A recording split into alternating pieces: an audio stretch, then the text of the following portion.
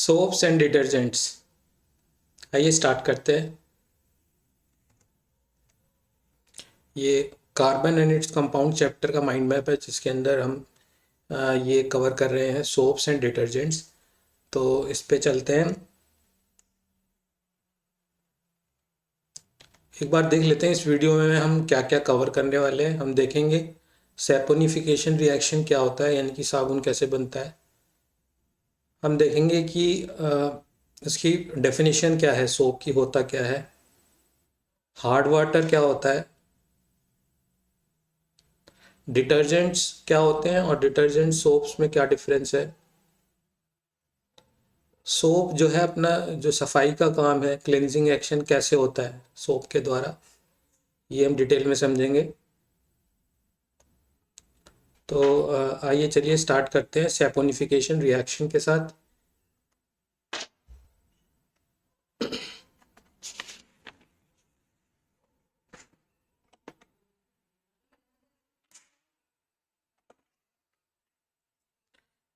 Saponification reaction हमने जैसे पहले भी पढ़ा हुआ है। ये आपका एस्टर से हम बनाते हैं, जिसमें आपका ये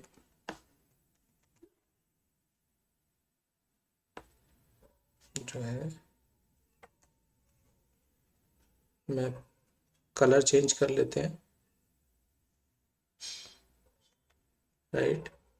तो एस्टर से हम बनाते हैं, जिसमें आपका ये होता है आर ग्रुप और सी डबल बॉन्ड ओ और यहाँ पे ओ और यहाँ पे एक और आर ग्रुप लगा होगा, राइट। तो इसमें इसको हम आर डैश बोल देते हैं। यहाँ पे ये जो आर है ये कार्बन की चेन हो सकती है, और ये आर डैश है, ये एक और कार्बन की चेन हो सकती है। और जनरली ये काफ़ी लंबी चेन्स होती है, जो इधर लगी होती है इस वाले कार्बन के साथ, राइट।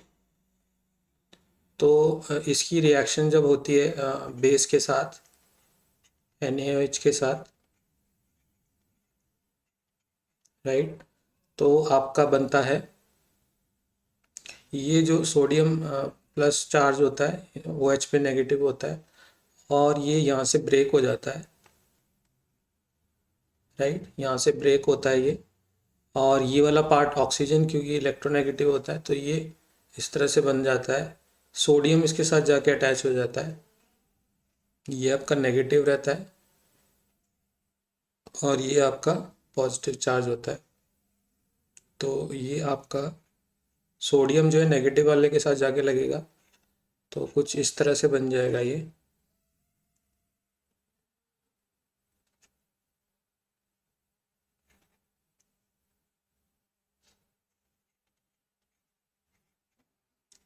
प्लस आपका आर डैश और OH इसके साथ लग जाता है, अटैच हो जाता है। तो ये बाई प्रोडक्ट है आपका अल्कोहल सैपोनिफिकेशन रिएक्शन का। और ये जो होता है, ये आप इसको हम बोलते हैं सोप। तो सोप्स क्या होते हैं? सोप्स होते हैं sodium salts of long chain आपका कार्बोक्सिलिक एसिड,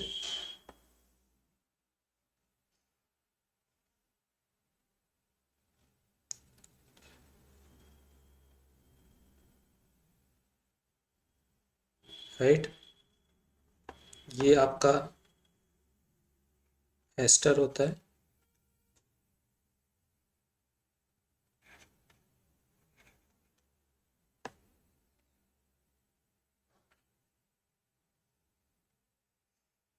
और तो हम लिख सकते हैं सोप्स क्या होते हैं?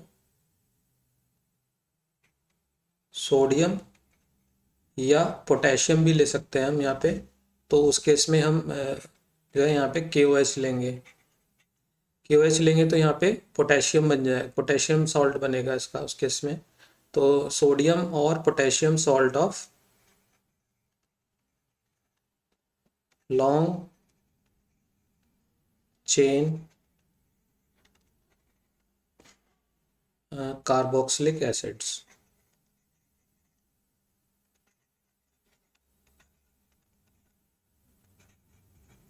बोलते हैं सोप। ये आपकी सोप की डेफिनेशन हो जाएगी। और ये जो आर होता है जनरली, ये वाला, ये काफ़ी लंबी चेन होती है कार्बन की। मे बी 15, 17, 20 एलिमेंट्स तक हो सकते हैं इसमें कार्बन के, राइट। तो ये हो गया सैपोनिफिकेशन रिएक्शन। अब जो है इसमें चलते हैं नेक्स्ट जो पार्ट था इसका,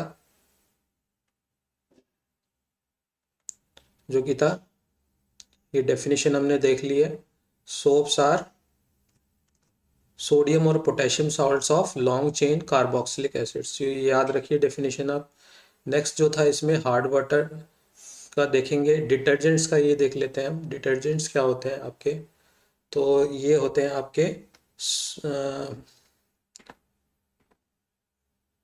sodium salts of sulphonic acids, right. तो डिटर्जेंट्स क्या होते हैं आपके, इसमें इस तरह से लगा रहेगा आर ग्रुप, यानी कि कार्बन चेन्स होंगी, और यहाँ पे आपका ये फंक्शनल ग्रुप रहेगा, और यहाँ पे ये सोडियम रहेगा। तो डिटर्जेंट्स क्या होते हैं, या तो होते हैं sodium salts of sulphonic acids, और अमोनियम सॉल्ट्स और विद क्लोराइड्स और ब्रोमाइड आयंस, राइट। तो या तो ये होंगे, या फिर अमोनियम सॉल्ट विद क्लोराइड्स और ब्रोमाइड आयंस, इनको हम बोलेंगे डिटर्जेंट्स। तो एग्जाम में डिफरेंस भी पूछ लिया जाता है, तो दोनों की डेफिनेशन आप लिख सकते हैं, राइट। और भी डिफरेंस होते हैं जो आपका देखेंगे अभी। डिटर्जेंट्स जो है वो, जो हार्ड वाटर होता है उसमें भी जो है क्लिनजिंग एक्शन करता है, सफाई कर सकता है हार्ड वाटर में भी, जहाँ पे कि सोप जो है हार्ड वाटर में इतने कारगर नहीं होते हैं। तो एक और डिफरेंस है ये। अ, और अब चलते हैं हम नेक्स्ट जो था आपका सोप्स का क्लेंजिंग एक्शन, ये देख लेते हैं। ये काफ़ी इंपॉर्टेंट है एग्जाम पॉइंट ऑफ व्यू से। तो सोप का क्लेंजिंग एक्शन देखते हैं हम,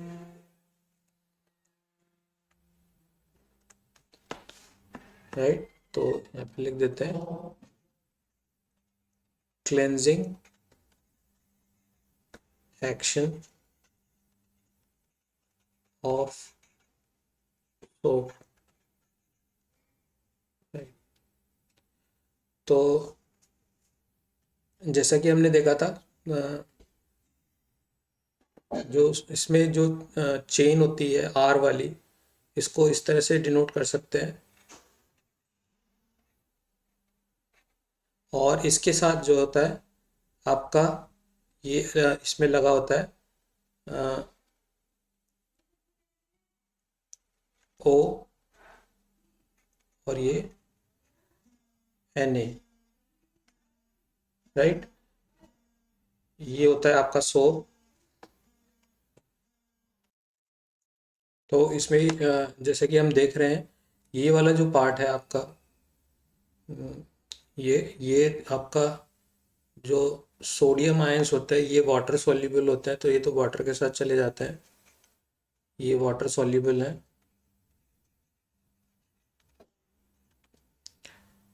राइट। और ये वाला पार्ट जो होता है, ये आपका ऑयल सॉल्युबल होता है, इधर वाला ये ऑयल सॉल्युबल होता है, राइट। और ये जो चेन होती है काफ़ी लंबी चेन होती है, तो इसमें कार्बन के मान लीजिए 15 एलिमेंट्स हैं अगर, और तो हाइड्रोजन के इसमें 31 होंगे, और फिर ये आपका इधर ये डबल बॉन्ड वो लगा होगा, और ये माइनस आयन लगा होगा। तो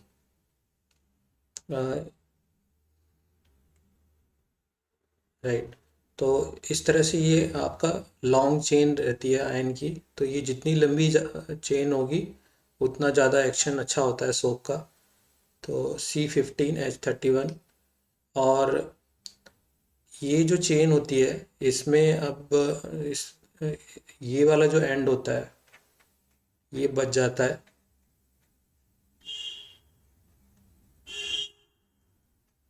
राइट। ये वाला जो एंड होता है चेन का, ये आपका वाटर किस को अट्रैक्ट करता है, इधर वाला एंड। तो इस वाले एंड को हम बोलते हैं हाइड्रोफिलिक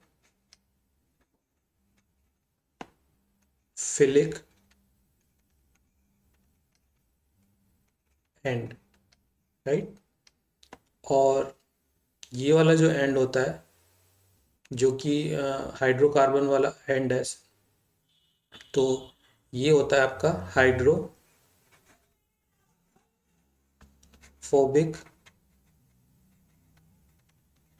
एंड, राइट। तो जब ये जैसे हम कोई गंदा कपड़ा डालते हैं, राइट, तो जो उसमें जो डर्ट होती है वो मोस्टली ऑयल होती है, और जो ऑयल होते हैं वो भी आपके हाइड्रोकार्बन होते हैं, तो उन पे कोई चार्ज नहीं होता है। तो यानी कि नॉन पोलर होते हैं। और ये वाला एंड जो होता है आपका, ये भी नॉन पोलर होता है, ये भी नॉन पोलर होता है, ये पोलर होता है क्योंकि इधर चार्ज है, ठीक है ना। तो नॉन पोलर जो होता है वो नॉन पोलर को अट्रैक्ट करता है। तो यहाँ पे जो आपकी ऑयल और जो डर्ट की फॉर्म में रहती है, वो अटैच होते हैं, अट्रैक्ट होते हैं इधर नॉन पोलर एंड की तरफ। तो एक तरह से मान लीजिए ये डर्ट है कपड़े पे, तो ये अट्रैक्ट होगी इस वाले एंड की तरफ,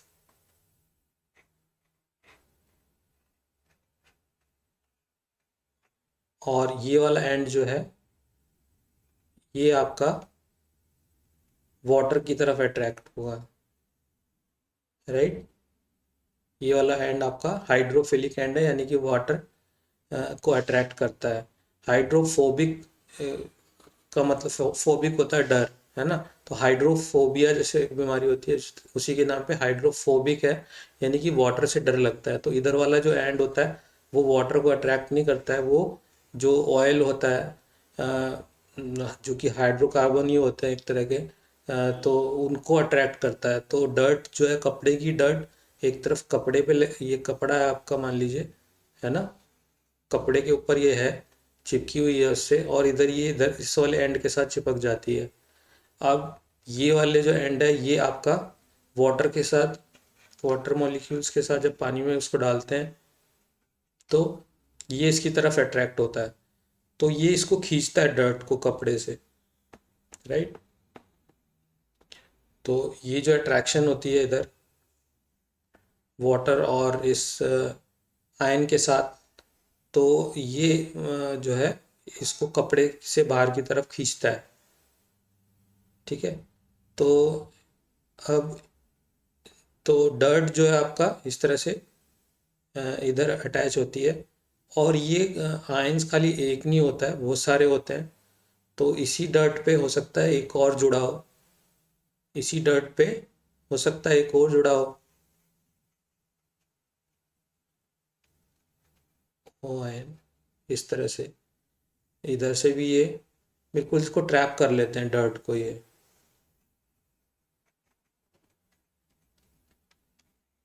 ओ आयन, ठीक है।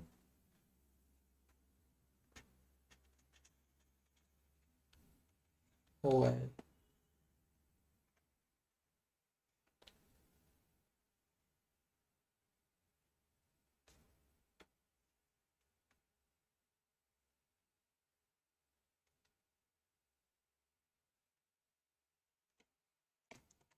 तो इस तरह से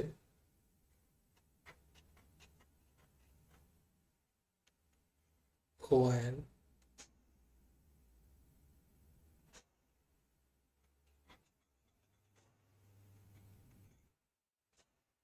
ओ आयन। तो ये आपकी क्या है, यहाँ पे डर्ट है, ये आपका क्लोथ है, ये आपका क्लोथ है, ये आपकी गंदगी है जो कपड़े के ऊपर जमी हुई है, डर्ट ऑयल की फॉर्म में रहती है ये। तो ये डर्ट जो होती है आपकी हाइड्रोफोबिक एंड जो होता है चेन का, सोप का, उसके साथ चिपक जाती है, और इधर से ये वाटर मॉलिक्यूल के साथ ये वाला पार्ट अट्रैक्ट होता है। तो ये सारे मिलके डर्ट को कपड़े से बाहर निकालते हैं, इस तरह से। तो अब क्या होता है कि इसमें जो जानने वाली बात है कि ये जो पूरा स्ट्रक्चर है इसको हम बोल देते हैं ये छोटे छोटे, आपने देखा होगा ना जब साबुन से हम रगड़ते हैं तो झाग उठते हैं छोटे छोटे, बहुत छोटे छोटे ये झाग उठते हैं। तो ये क्या होते हैं, ये इनको हम बोलते हैं, ये पूरा स्ट्रक्चर जो है ये इस तरह का जो बनता है, राइट, ये इसी को हम बोलते हैं मिसेल्स। मिसेल्स, ये मिसेल हो गया आपका। और ये कुछ नहीं होता है, जैसे ये आपके छोटे छोटे बुलबुले जैसे होते हैं साबुन के, जो हमें दिखाई देते हैं जब हम झाग उठाते हैं साबुन से। तो ये बहुत सारे होते हैं, राइट। तो इतने सारे होते हैं, और ये मिसल्स जब फॉर्म हो जाते हैं तो डर्ट जो है सारी ट्रैप हो जाती है, गंदगी। और अब क्या होता है कि जो आपकी गंदगी गंदगी वाला पार्ट होता है, डर्ट वाला पार्ट, वो जो होता है आपका पानी के सरफेस की तरफ रहता है, राइट। ये जो क्लस्टर है पूरा, इसका जो ये डर्ट वाला पार्ट होगा ये पानी के सरफेस की तरफ रहेगा। तो इसको हम हल्का सा भी अगर जैसे रगड़ते हैं तो ये यहाँ से पानी के साथ ही आपका यहाँ से कपड़े से निकल जाता है, और ये पूरा पानी के साथ बह जाता है, डर्ट और ये पूरा सोप का जो आपका आयन था वो और पानी तीनों एक साथ, पानी के साथ ये जो डर्ट है वो मिलके निकल जाती है, राइट। तो होप आपको समझ में आ रहा होगा, क्योंकि ये इधर इसको खींचेगा इधर से, वाटर का जो अट्रैक्शन है। और जब हम उसको रगड़ते हैं तो क्या होता है, वो कपड़े से छूट जाता है, और पूरा ये पूरा चेन ये इसको लेके बाहर डर्ट को तोड़ देती है, ब्रेक कर देती हैं, और सब अपना डर्ट का हिस्सा लेके बाहर निकल जाती हैं। तो ऐसे ही बहुत हजारों लाखों मिसल्स बनते हैं, झाग उठाते हैं जब पूरी बाल्टी के अंदर। तो ये खाली एक स्ट्रक्चर है मिसल का, तो ऐसे ही हजारों स्ट्रक्चर्स बनते हैं उसमें। तो ये था कि कैसे सोप जो है डर्ट को हटाती है कपड़े से, बॉडी से भी इसी तरह हटा सकती है जो हम नहाते हैं। और जो इसमें जानने वाली बात है कि अ, अगर यहाँ पे हार्ड वाटर हम डालें, राइट, तो सोप का जो एक्शन है वो इतना कारगर नहीं होता है, वो इतना काम नहीं करती है, या तो बहुत ज़्यादा सोप लगानी पड़ती है। तो ये जानते हैं कि हार्ड वाटर होता क्या है। आप इसको नोट कर सकते हैं कहीं पे, ये एग्ज़ाम में पूछ लिया जाता है, और पूरा डिटेल में आप इसको एक्सप्लेन कर सकते हैं कैसे डर्ट होती है और कैसे वो सोप के जो हाइड्रोफिलिक और हाइड्रोफोबिक एंड्स के साथ कैसे जुड़ी होती है, राइट। तो मैं इसको इरेज कर रहा हूँ, आप स्क्रीनशॉट ले लीजिए। अब जो है हम देख रहे थे कि हार्ड वाटर क्या होता है। हार्ड वाटर होता है आपका जिसमें कि आपकी इम्प्योरिटीज़ रहती हैं कैल्शियम आयन की, और आपका मैग्नीशियम आयन, राइट।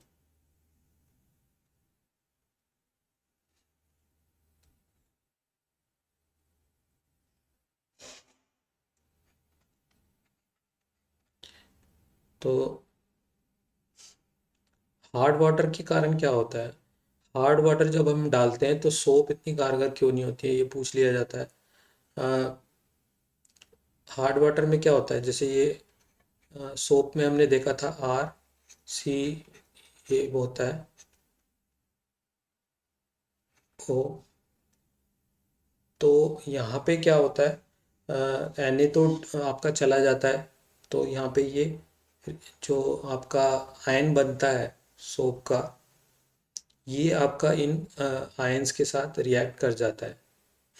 तो यहाँ पे जो है आपका कैल्शियम जुड़ जाता है, और ये जो होता है पूरा, ये हमें दो लेने पड़ते हैं क्योंकि कैल्शियम पे 2+ चार्ज होता है।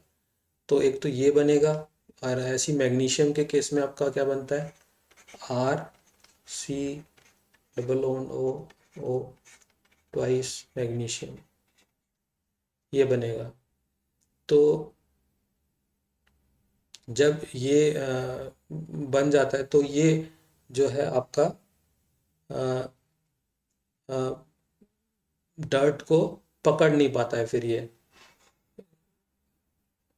राइट, क्योंकि यहाँ पे तो अब जो है कैल्शियम आ गया है, राइट।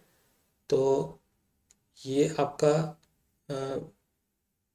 प्रेसिपिटेट फॉर्म कर लेता है, राइट, और ये नीचे जम जाता है, तली में जम जाता है, जिसको हम बोल देते हैं स्कम, स्कम फॉर्मेशन।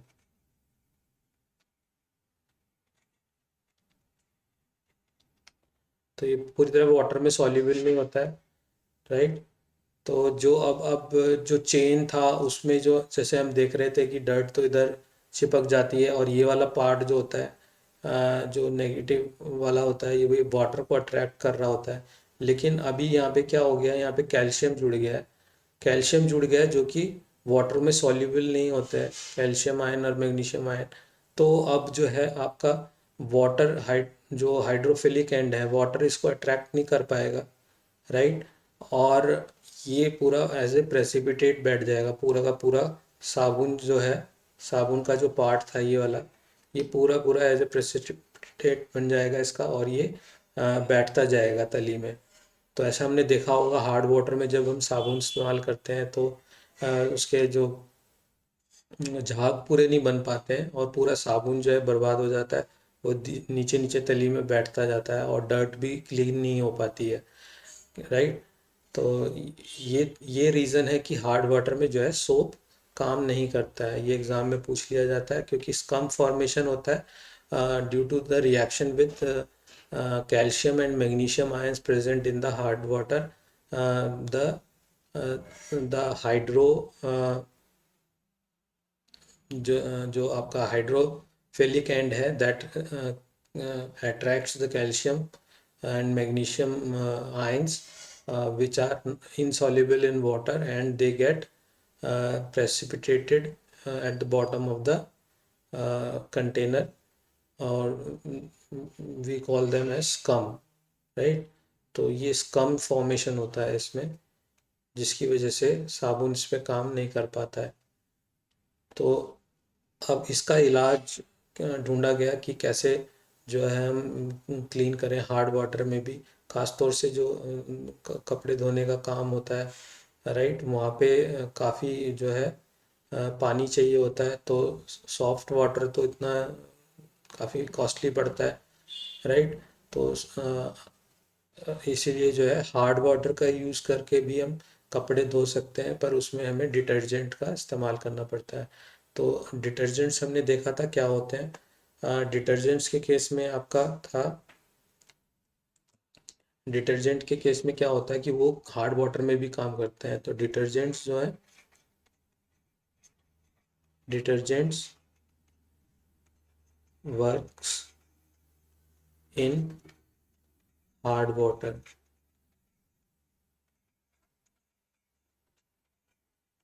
वो भी समझ लेते हैं क्यों होता है, क्योंकि डिटर्जेंट्स में हमने देखा था कि ये होता है